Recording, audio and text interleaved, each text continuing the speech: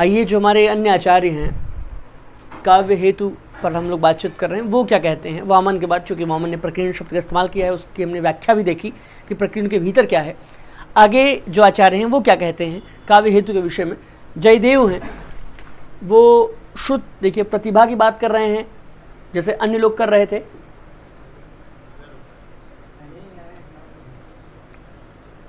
ठीक है, प्रतिभा की बात कर रहे हैं जयदेव भी। और एक चीज़, प्रश्न आपके लिए, जयदेव की कौन सी कृति है साहित्य शास्त्र की? आप कमेंट बॉक्स में कमेंट करके बताएं हमें कि प्रतिभा की बात कर रहे हैं।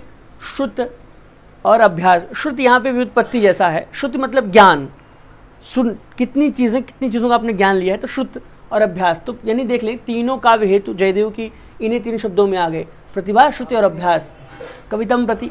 और ये एक उपमा भी दे रहे हैं कि जैसे मृद मतलब मिट्टी, अम्बु मतलब जल, ठीक है, बीज के जो वृक्ष बनने की प्रक्रिया में जिस प्रकार से बीज, ठीक है,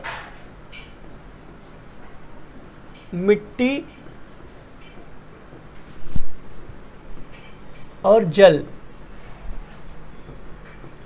ये जिस प्रकार से होते हैं, उसी प्रकार प्रतिभा,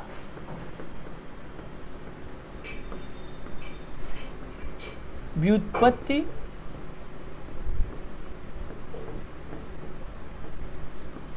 और अभ्यास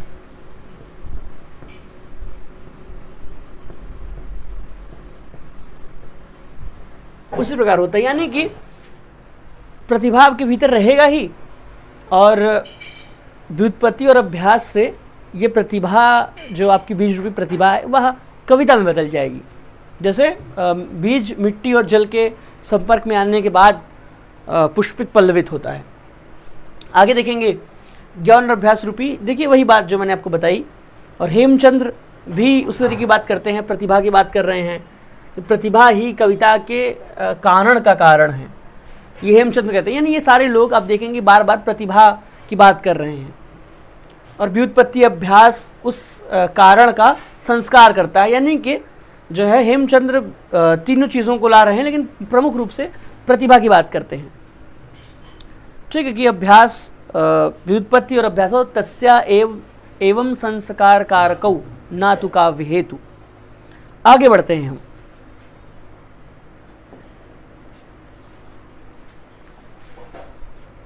मम्मट का काव्य हेतु बहुत महत्वपूर्ण है, चूंकि मम्मट हैं भी बहुत महत्वपूर्ण आचार्य। क्यों हैं, मैंने पिछले बार जो कक्षा में आपको काव्य लक्षण पढ़ाते हुए मम्मट के बारे में बताया भी था। मम्मट किस चीज़ की बात करते हैं काव्य लक्षण में?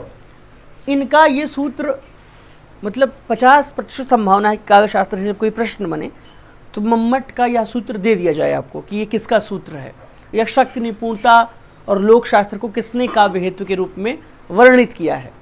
तो इस तरह के प्रश्नों के लिए तैयार रहें आप। कुछ चीज़ें बहुत प्रेडिक्टेड होती हैं कि परीक्षा में आएंगी ही आएंगी। शक्ति की बात करते हैं, यानी शक्ति वही शुरू में आपको बताया था मैंने, शक्ति मतलब प्रतिभा, निपुणता और लोक शास्त्र।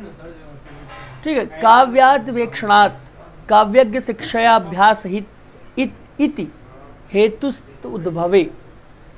ठीक है, तो ये शक्ति, निपुणता, लोक शास्त्र को और जो है काव्य की शिक्षा और अभ्यास, सारी चीज़ें, मतलब घुमा फिरा के वही बात है, प्रतिभा, व्युत्पत्ति और अभ्यास। शक्ति को ये डिफाइन करते हुए मम्मट कहते हैं कि शक्ति ही कवित्व बीज रूपा संस्कार विशेषा। यानी शक्ति, सारे लोग जो बात कहते हैं, शक्ति बीज रूप में व्यक्ति के अंदर अवस्थित होती है। जगन्नाथ की बात करते हैं, पंडित राज जगन्नाथ 17वीं शती के आचार्य, उन्होंने क्या कहा है? तस्वचा कारणम कविता केवला प्रतिभा साचा, कि काव्य के एकमात्र कारण के रूप में पंडित राज जगन्नाथ प्रतिभा को मानते हैं। ठीक है, तो ये सूत्र भी विशेष रूप से याद रखें कि कविगता, अब इधर से देख लें स्पष्ट कि तस्वचा कारणम, तस्यचा कारणम कविगता केवला प्रतिभा साचा। और क्या कहते हैं कि काव्य घटनानुकूल शब्दार्थो उपस्थिता, एक तरह का ये काव्य लक्षण भी है। ठीक है, ये काव्य लक्षण भी एक तरह का कि काव्य में घटना के अनुकूल शब्दार्थ की उपस्थिति हो, यही कविता है। आगे बढ़ेंगे हम। भट्टतौत ने प्रतिभा को थोड़ा डिफाइन किया है, उस पर भी हम लोग नज़र डालते हैं। सारे लोगों ने अपने अपने मत दिए हैं, सारे आचार्यों ने। प्रज्ञानोन्मेषशालिनी प्रतिभा मता, महत्वपूर्ण सूत्र है, आपसे पूछ लेता है कि प्रज्ञा मतलब प्रतिभा क्या है। नए नए जो उन्मेष हैं, अपनी प्रतिभा के दम पे कविता में नई नई बातें निकाल के लाइए, कुछ मौलिक बातें कविता में कहिए।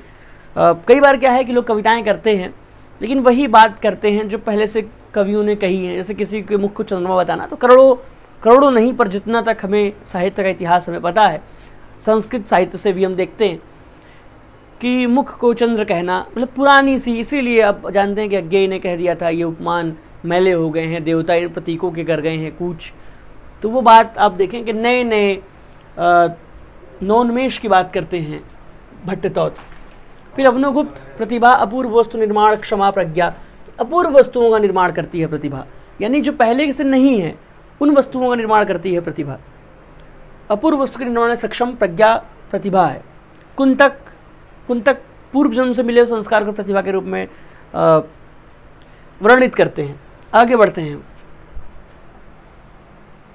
रुद्रट, अब ये सब कुछ फैक्ट हैं जो कि परीक्षा की दृष्टि से महत्वपूर्ण है। रुद्रट प्रतिभा के दो भेद करते हैं, सहजा और उत्पाद्या। सहजा क्या है? जो आपके साथ, सहजा जो आपके साथ जन्म लेती हो, यानी कि जो पहले से आपके अंदर इनबिल्ट है। जैसे मोबाइल फ़ोन में ऐप कुछ आते हैं जो पहले से रहते हैं, वैसे ही प्रतिभा आपके अंदर पहले से रहेगी। उत्पाद्या जिसे आप अर्जित कर रहे हैं। राजशेखर ने प्रतिभा के दो भेद कर दिए कि जो लिखने वाला कवि है उसके अंदर कार्यत्री प्रतिभा होती है जो काम कर रही है, और भावित्री प्रतिभा जो पाठक है उसके अंदर भी प्रतिभा होनी चाहिए। तो अब देखें कि अलग अलग नज़रिया है उन दिनों के लोगों का सोचने का। ये कहते हैं कि टैलेंट सिर्फ राइटर में नहीं होता, रीडर में भी होता है, तभी वो राइटर की चीज़ों को पढ़ लेता है। भावित्री प्रतिभा है वो।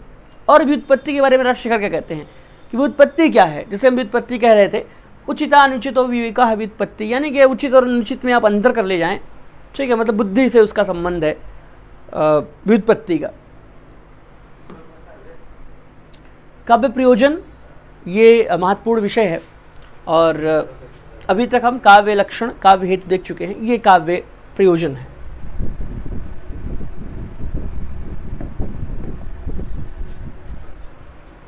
ठीक है, देखते हैं इसे। प्रयोजन तो आप लोग जानते होंगे कि बार बार सुने होंगे कि क्या प्रयोजन है। किसी चीज़ का जब हम करते हैं तो पूछा जाता है क्या प्रयोजन है। कई बार इससे लाभ भी, इसका अर्थ लाभ से भी निकलता है कि क्या लाभ है। तो ये प्रयोजन यही है कि क्या किसी चीज़ के करने के क्या फ़ायदे हैं। जाहिर सी बात है, आप कोई काम कर रहे हैं, अपना वक्त दे रहे हैं, जैसे आप यहाँ पढ़ रहे हैं, मैं आपको पढ़ा रहा हूँ, दोनों में कुछ ना कुछ फ़ायदे होंगे ही। तो कविता करने के क्या फ़ायदे हैं, इसी विषय पे हम लोग काव्य प्रयोजन में बातचीत करते हैं। भरत मुनि नाटक के आचार्य हैं, तो उन्होंने नाटक के संदर्भ में अपनी बात कही है, लेकिन कविता के प्रयोजन से मिलती जुलती बात है। दुखार्ता नाम, क्षमार्ता नाम, शोकार्ता नाम, इसकी बात करें, दुखों का, आप थक गए हो तो कविता सुन लें, आपको थोड़ी कविता सुन लें, क्या नाटक के विषय में बात करते हैं, लेकिन कविता के संदर्भ में अगर हम सोचें तो आप बहुत परेशान हैं, जैसे आप कहते नहीं कि मैं बहुत दुखी हूँ, सैड सॉन्ग सुनने लगते हैं। ये भी क्या है? काव्य प्रयोजन है। अगर गाने का प्रयोजन बने, गान प्रयोजन, गायन प्रयोजन, तो यही है कि आप सुन लिए और आपका दुख कम हो गया, आपको लगता है कि आपका दुख कम हो गया। तो कविता दुखों का नाश करती है। श्रम, थक गए हों आप, मतलब शाम तक आप बैठे बैठे कुछ पढ़ रहे थे, बोर हो गए, गाने सुन लिए, कविता सुन लिए, तो फ्रेश फील करने लगे। यही है श्रमार्ता नाम। शोकार्ता नाम, वो जो कष्ट है कोई आपका, तो आप कविता के ज़रिए, नाटक के ज़रिए उसको भूल सकते हैं। ऐसे तमाम धर्म। अब महत्वपूर्ण क्या है कि धर्म, यश, आयुष, बुद्धि विवर्धनम, मतलब बुद्धि में भी आपकी बढ़ोतरी होगी। आप किसी पुराने से नीति शतकम पढ़ लें तो आपको बहुत सारी दुनियादारी का आइडिया लग जाता है, कैसे क्या करना चाहिए, उचित क्या है। जो नीति शास्त्र के जो श्लोक हैं चाणक्य के, वो पढ़ लें तो आपको दुनियादारी का आइडिया लग जाएगा। तो आपकी बुद्धि में वर्धन भी हो जा रहा है कविता के ज़रिए। धर्म और यश की प्राप्ति होती है। ठीक, तो ये धार्मिक तमाम ग्रंथ हैं जिसको लिख करके ईश्वर की कृपा मिलती है। तमाम चीज़ें हैं, फ़ायदे हैं, यही सब फ़ायदों की बात करते हैं। लोक उपदेश जननाम, लोगों को उपदेश दे सकते हैं कविताओं के ज़रिए। जैसे कोई बात आपको बतानी हो तो कविता लिख दीजिए उस विषय में। जैसे आज़ादी का दौर चल रहा था, क्रांति का दौर चल रहा था, अंग्रेज़ों से हम लोग त्रस्त थे, तो उस दौर के लोगों ने कविताएं लिखी, वीर रस से परिपूर्ण कविताएं, तो उसका इम्पैक्ट बहुत ज़्यादा पड़ता था। सीधे सीधे कह देते थे कि अंग्रेज़ हमारे दुश्मन हैं, इनसे बगावत करनी है, तो लोग नहीं करते। लेकिन जब कविताओं के जरिए अपनी बात कहते थे, क्रांति का बिगुल बजाते थे, तो लोग सुनते थे उनकी बात। तो लोगों को उपदेश जननाम, लोगों को उपदेश देने के लिए भी कविताओं का प्रयोग किया जाना चाहिए। हालांकि जो भरत मुनि हैं वो नाटक के आचार्य हैं, इसलिए वो नाट्यम एतत् भविष्यति की बात करते हैं। आगे बढ़ते हैं हम। देखिए ध्यान दीजिएगा कि मैं बहुत तेज़ी से पढ़ाता हूँ, तो 1.5x के चक्कर में मत पड़िएगा, 1.5x के, ठीक है। तो भामा क्या कहते हैं? धर्म अर्थ काम मोक्ष, चारों जो पुरुषार्थ हैं वो कविता से हमें प्राप्त होते हैं। भामा इसकी बात करते हैं। क्या कहते हैं? करोति कीर्ति प्रीतिम चा साधु काव्य निबंधम, कि आपको जो है वो फेम, यश भी मिलेगा, कीर्ति भी मिलेगी, और प्रीति, लोगों का जो पॉपुलैरिटी है वह भी आपको इससे मिलेगी। वामन कहते हैं काव्यम साहित दृष्टार्थ दृष्टार्थम प्रीति कीर्ति हेतुत्वात्। ये बार बार पूछता है इतना खाली कि किसका है, प्रीति और कीर्ति। तो वही है कि काव्य के प्रयोजन में प्रीति और कीर्ति आपको मिलेगी। मम्मट, जहाँ जब मम्मट मिले कुछ विशेष बात रहती है, थोड़ी ज़्यादा महत्वपूर्ण होती है परीक्षा उपयोगी दृष्टि से भी। काव्यम, काव्य से क्या मिलता है मम्मट के यहाँ? यश से अर्थ कृतम, यश मिलेगा, रुपया पैसा मिलेगा, और व्यवहार, आइडिया लगेगा दुनिया में कैसे आपको बिहेव करना है, ठीक है, मैनर पता चलेगा।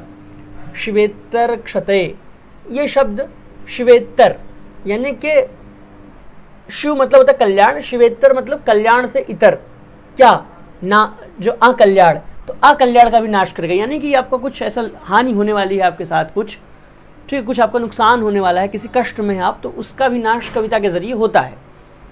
और पर निवृत्तये कांता सम्मित, ये महत्वपूर्ण लाइन है। कांता सम्मित उपदेश देती हैं कविताएं। कांता मतलब पत्नी, तो पत्नी के समान आपको उपदेश देती हैं कविताएं। जैसे आप किसी को जाके रास्ते में कहने लगे देखो ऐसा है, ये करो और ये अनुचित है, यहाँ पैसे मत बर्बाद करो, ये पढ़ाई लिखाई किया करो, तो कहेगा कौन आदमी है जो ज्ञान दे रहा है फिजूल का मुझे, ठीक है। तो ये डायरेक्ट ज्ञान देना थोड़ा बुरा लगता है लोगों को, लेकिन कविता के जरिए जब आप किसी को ज्ञान दे रहे होते हैं तो वो ऐसा ज्ञान होता है जैसे पत्नी अपने पति को समझा रही हो, बड़े प्यार से। कविताएं आपसे वैसे बात करती हैं जैसे पत्नियां आपसे बात करती हैं, बहुत प्यार से अपनी बात समझाती हैं। अब चूंकि ये उस दौर का समाज है, अब ये मम्मट के ज़माने का मतलब 1100-1200 साल पहले की बात है। जाहिर सी बात है वहाँ पे पत्नी, और जैसे एक तरह का पुरुषवादी समाज रहा है, तो पत्नी के उपदेश से संबंधित इसलिए यहाँ पे ये चीज़ें वर्णित हैं। आगे बढ़ेंगे हम। ये कुछ ग्रंथों के नाम हैं जो कि परीक्षा में आपसे पूछा जाएगा, इसको भी स्क्रीनशॉट वगैरह ले लें। जैसे भामा काव्य अलंकार लाते हैं, छठी शती में दंडी काव्य आदर्श लाते हैं, वामन काव्य अलंकार सूत्रवृत्ति लाते हैं। तो ये उन्हीं सारे आचार्यों का नाम है जिनका मैं जिक्र कर रहा था, और आप पढ़ लें, क्योंकि यहाँ से प्रश्न बनेगा कि कौन सी कृति किसकी है, या फिर क्रम से कृतियों को लगाइए। ज़रूरी है आपको ये पढ़ लें आप। ऐसे देखें आप, ग्रंथ सारे वर्णित हैं। भट्टनायक, हृदय दर्पण और अभिनवगुप्त, ध्वन्यालोक लोचन, अभिनव भारती, 2 महत्वपूर्ण कृतियाँ हैं इनकी। कुंतक, वक्रोक्ति जीवितम, भोजराज, तो ये महत्वपूर्ण कृतियाँ हैं जो आपके समक्ष प्रस्तुत हैं। और यहीं पे जो हमारी कक्षा है वह समाप्त होती है, ठीक है। तो महत्वपूर्ण बात जो फिर से करनी चाहिए, हम लोग काव्यशास्त्र का अपना ये विषय है वो पूर्ण कर चुके हैं। भारतीय काव्यशास्त्र जो हमारा महत्वपूर्ण विषय है हम पूर्ण कर चुके हैं, और अभी भी बहुत देर नहीं हुई है और कोर्स बिल्कुल शुरू ही हो रहा है। तो शीघ्र आप क्रैश कोर्स में जो स्टडी कैपिटल आपको उपलब्ध करवा रहा है, लाइव क्लासेस, उसमें आप जुड़ जाएं। वहाँ मैं ही आपको पढ़ाऊँगा 1 घंटे रोज़ाना। हम लोग महत्वपूर्ण जो तथ्य हैं वह सब देखते हुए चलेंगे, एक महत्वपूर्ण समझ विकसित करते हुए चलेंगे साहित्य के संदर्भ में, और जो हमारा CUET का एग्ज़ाम होने वाला है उसमें बहुत अच्छा स्कोर करेंगे। और पिछला भी बैच, उसमें ज़्यादातर लोग यहीं BHU में पढ़ रहे हैं, मेरे ही जूनियर बन के आए हैं। तो आप लोग भी 2 महीने के बाद, 2 ढाई महीने के बाद एग्ज़ाम है, तो बिल्कुल भी देर ना करें, शीघ्र इस कोर्स में जुड़ जाएँ। धन्यवाद।